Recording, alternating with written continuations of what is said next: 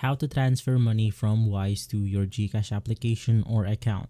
Hey guys, welcome back to our channel. In today's video, I'll show you on how you can do this quickly and easily.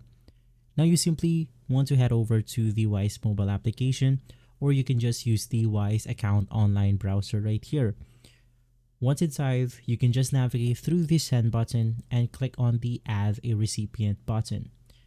From there, you simply want to select your currency, which is PHP, the Philippine pesos, and right below, you then have the personal or business option.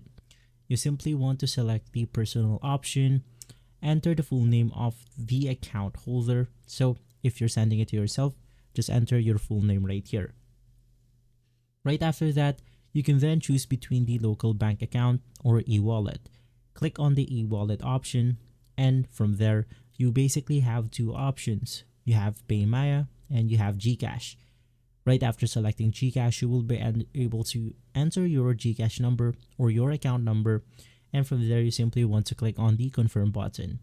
And so guys, that's how you can transfer money from your Wise to your GCash account. If this video has been helpful, leave a like and subscribe. I'll see you again next time. Thank you.